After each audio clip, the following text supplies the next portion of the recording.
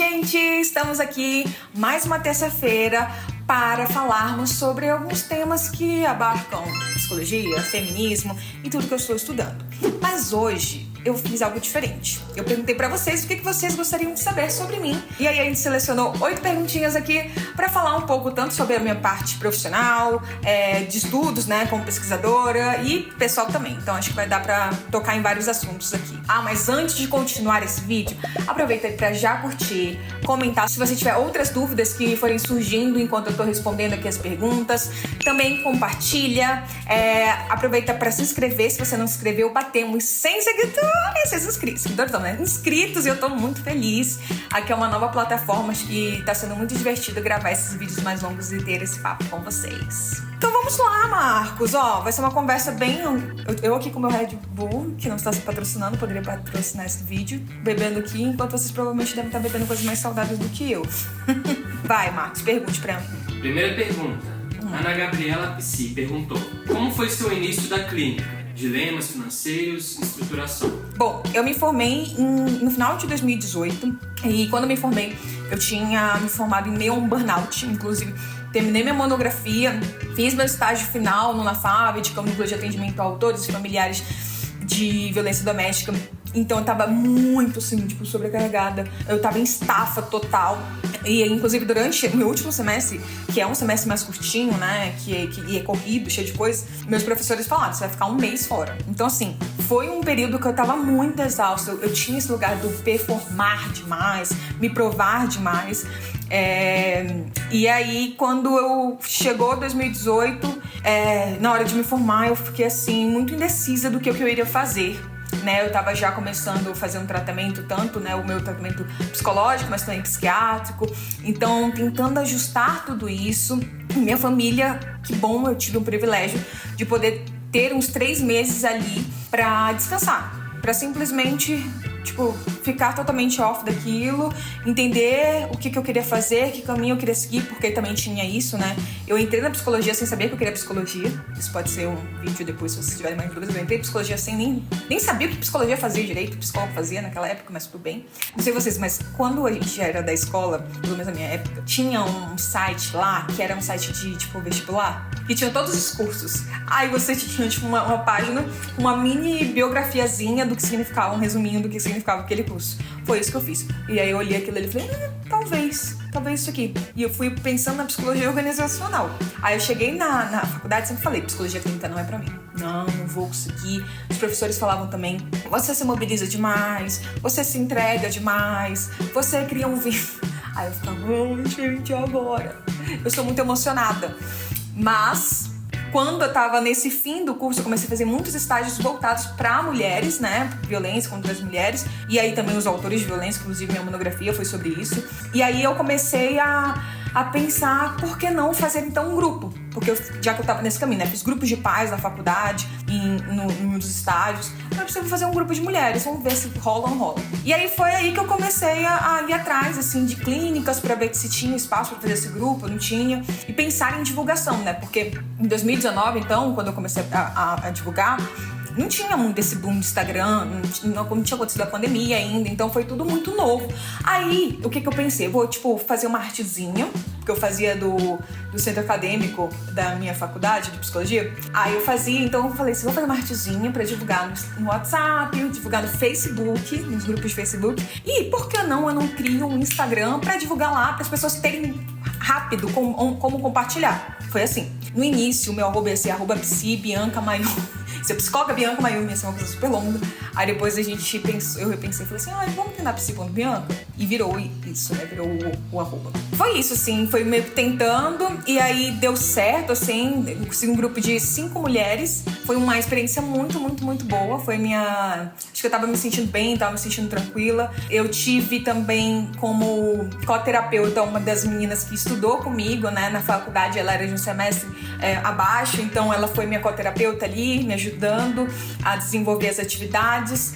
Tinha um início, meio e fim, então isso me ajudou também, era uma coisa mais estruturadinha. Eu acho que isso contribuiu para me sentir mais segura.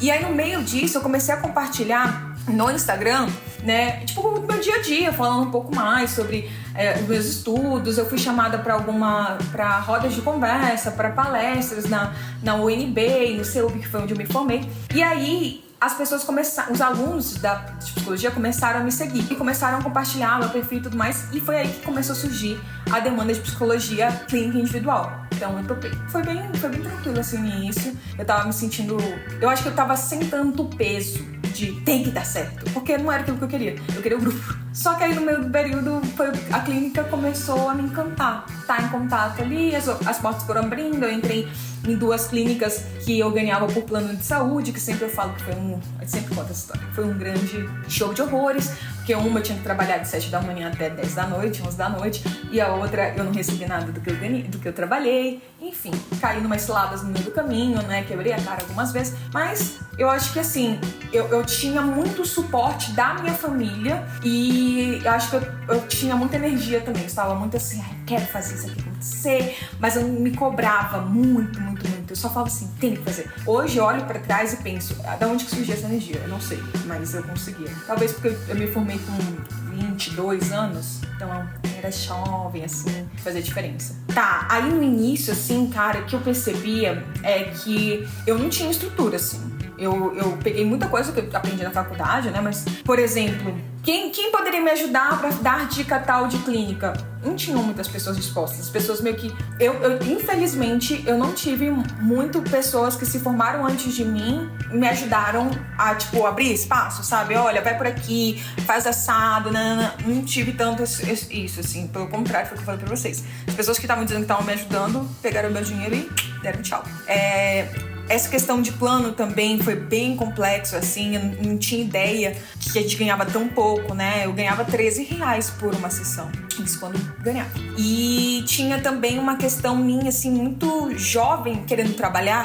Então, a pessoa falava, eu quero 8 da manhã um atendimento. Eu falava, claro. Aí a pessoa falava, aí uma outra pessoa falava, então, mas eu quero 19 e pouco. Eu ficava, claro.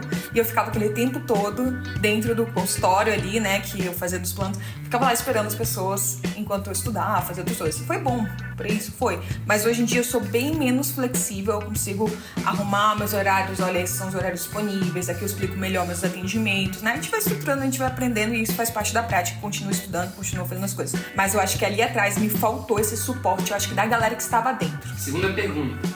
Da Pro Olipimento. Como você escolheu sua profissão? Foi aquilo que eu falei, né? Eu não escolhi. Um amigo meu, que inclusive é psicólogo hoje em dia, e na época não tinha, nem queria psicologia.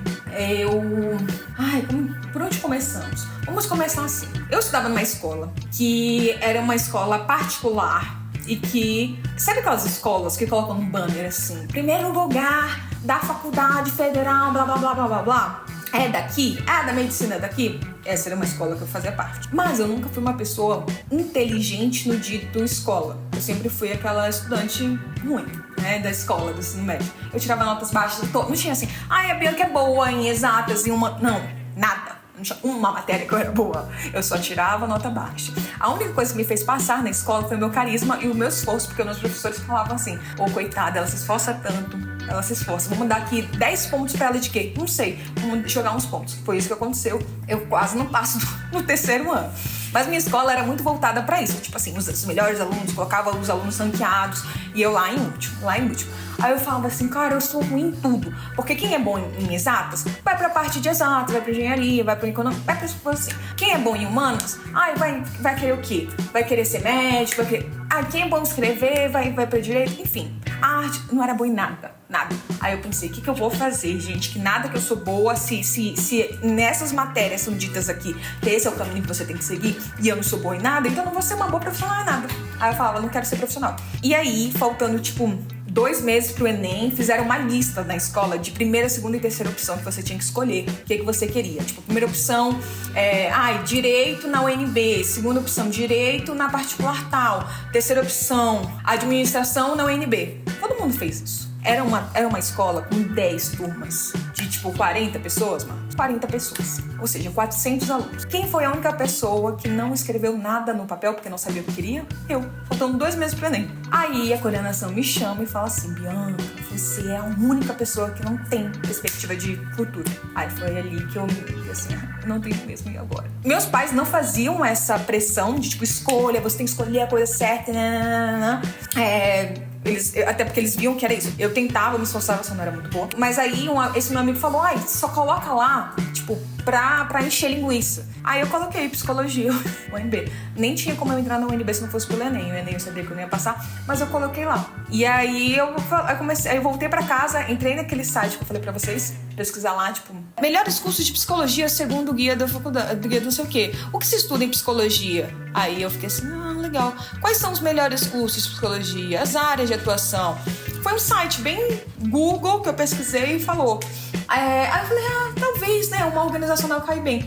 Aí, no primeiro dia de aula, tem sempre aquele negócio, né? Por que você escolheu o curso? Aí todo mundo, o sonho da minha vida. Porque a psicologia salvou a saúde mental da minha família. Porque não sei o que, não sei o que. O meu, eu só falei assim, gente, tô aqui pra testar. E foi isso. O mais difícil pra mim, eu acho que isso realmente era um teste. E eu tinha conseguido fiéis 100%. Eu gosto completamente. Então, eu acho que eu tava meio presa, assim, a fazer a psicologia e fazer acontecer. Só que eu comecei a gostar muito a partir do terceiro semestre, que eu estudei psicologia e gênero, assim, indo pra essa área e tudo mais. Aí me encontrei. Mas foi tipo assim, como vocês podem ver minha carreira toda, meio que assim, tô me encontrando, vamos ver, deixa a vida me levar, a vida leva eu, e fui achando interessante e curtindo de verdade, assim, encontrando meu propósito nisso. Terceira pergunta, da Laura Fernanda. O que você acha mais difícil em trabalhar com a internet? Tudo.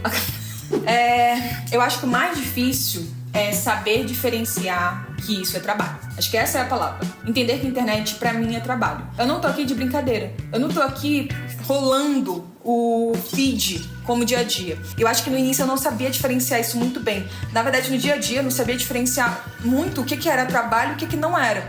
Porque, por exemplo, meus estudos, meus livros todos são sobre psicologia, são sobre gênero, são sobre raça, as coisas que eu estudo e que eu atendo. Eu não leio conto, coisa assim. Então, eu tive que ir entendendo que tudo que eu faço é trabalho. Eu gravo stories, é trabalho. Isso tem que contar pra mim como horas, sabe? De turno mesmo, assim. Estou gastando tanto tempo disso, estou gastando tanto tempo fazendo tal coisa. Porque senão a gente vai achando que a gente não tá fazendo nada.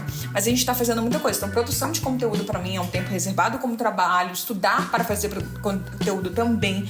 Tudo isso vai contando. Certo. Pergunta número 4, da Beatriz S. Como lidar com a necessidade de hiperprodutividade no Instagram com equilíbrio? Eu acho que no início eu fazia de uma forma desenfreada, mas eu gastava muito tempo porque eu não sabia fazer.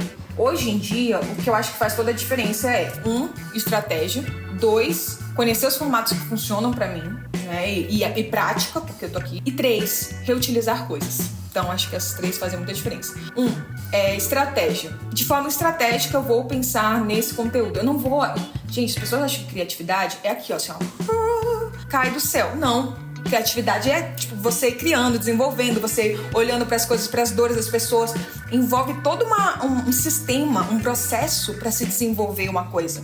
Então, esse vídeo aqui, o que a gente teve que pensar? Poxa, eu preciso de uns vídeos mais para vincular as pessoas, para elas me conhecerem mais aqui no YouTube, não só conteúdão. As pessoas têm que saber um pouco mais sobre mim. Então, como que eu posso fazer isso? Então, a gente, uma boa forma é chamando a galera mesmo. Mas como que a gente vai chamar? Por meio da caixinha funciona. No Instagram tem mais seguidores. Pode ser que puxe mais do que talvez no TikTok. Então, entende? A gente vai fazendo todas essas conexões e vai criando um calendário. Se eu mostro pra vocês o meu calendário, gente, eu sou um pouco adoecida do calendário, assim, mas eu acho que ajuda muito também.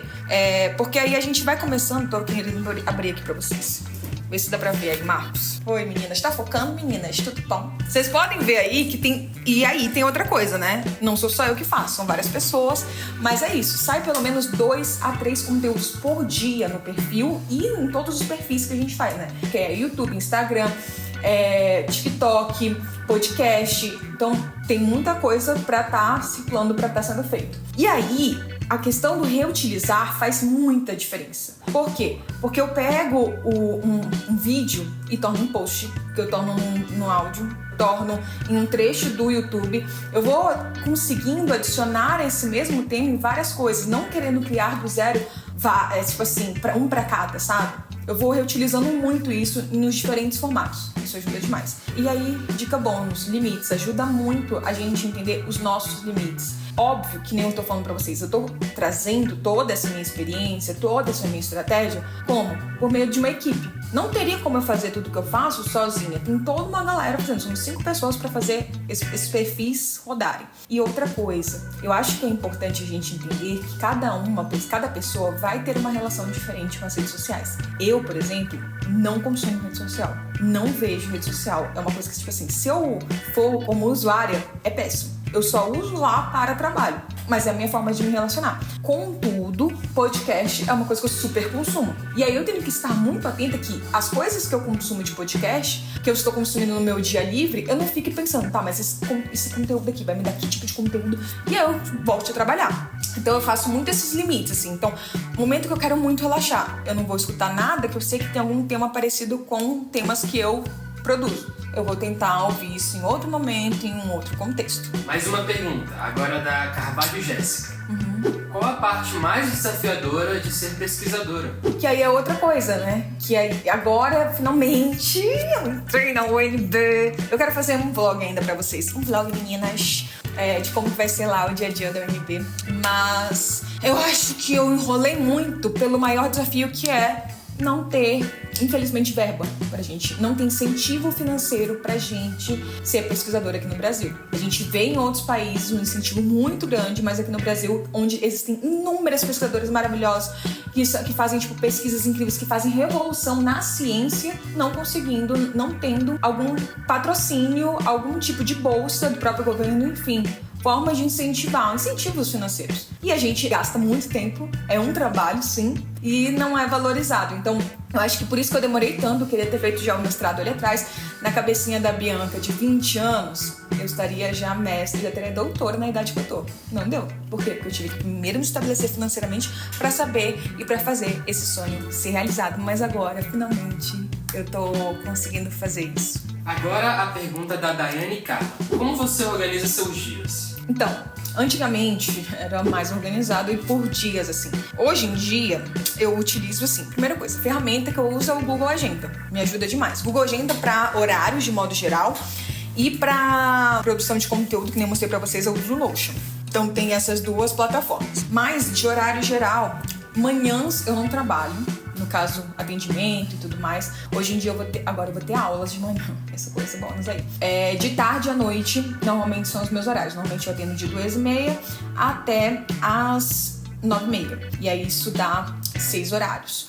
Porque eu deixo uns 15 minutos entre cada uma das sessões. Porém, tem dias que... De segunda a quinta, normalmente. Porém, tem dias que não tá todo cheio de atendimentos. Tipo hoje. Aí o que eu faço? Utilizo para produzir conteúdos. Então tem uns horários mais fixos, tipo, que demanda uma outra pessoa, quando tem um compromisso com outra pessoa, atendimento, supervisões, que acontecem nas sextas, e tem outros que eu faço mais flexíveis, que aí tem uns espaçozinhos e é a hora que eu faço produção de conteúdo. Mas eu tento não marcar, por escolha, nada de manhã. Que nem eu falei pra vocês, agora eu vou ter coisas de manhã, mas porque são aulas e aí vão ser coisas mais pontuais. E aí, consequentemente, eu mudo a minha tarde e a minha noite, pra que eu não tenha que ter os 3 turnos lotados de trabalho e produção.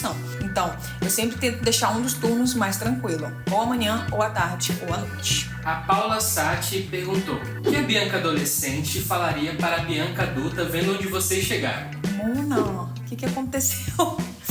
Eu acho que ela ia ficar chocada. Ela ia falar assim, gente, mas não era a gente que não tinha propósito, não tinha um sentido, nada fazia tanto sentido assim. Acho que ela ia ficar muito chocada, mas muito orgulhosa, muito feliz. Eu acho que a Bia adolescente, ela se questionava muito sobre o seu papel, sabe? Sobre o que fazia sentido, o que não fazia, que caminho seguir. E cada dia que passa eu me vejo mais firme, sabe? Entendendo que o caminho que eu tô seguindo, o caminho que eu tô construindo, ele faz muito sentido e ele tem sentido na minha vida. Então eu acho que eu ia ficar muito feliz, eu tô muito realizada e é muito legal estar aqui compartilhando também com vocês tudo isso. E vamos para a última pergunta, agora da Patrícia RM Costa. O que você aprendeu de bom e ruim com sua mãe? Pergunta honesta de uma mãe também. Gostei. Essa pergunta me chamou muita atenção, por isso que eu tenho selecionado, porque de bom, cara, eu posso falar das minhas tantas mães, né? Porque minha mãe, e tem minha avó, que foi quem me criou, tem minha madrasta, que também me criou, desde que eu tenho 4 anos. Mas da minha mãe, eu acho que a coisa mais importante que ela me ensinou foi sobre a liberdade. Ela é uma mulher muito livre.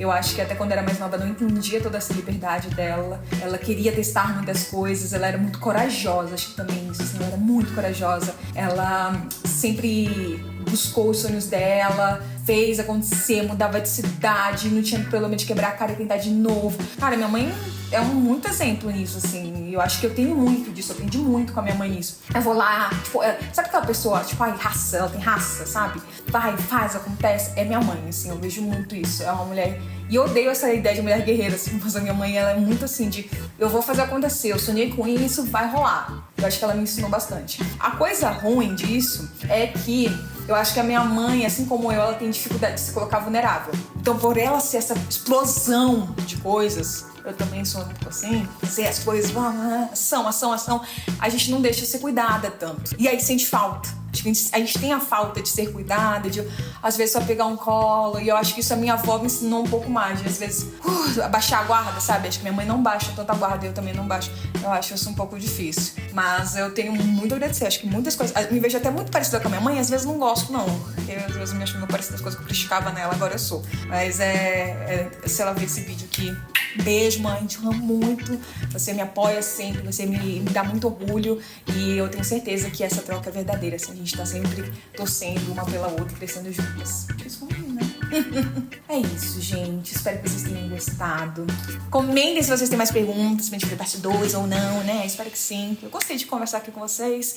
E aí é isso. Deem um like, comentem, compartilhem, se inscrevam e um beijo.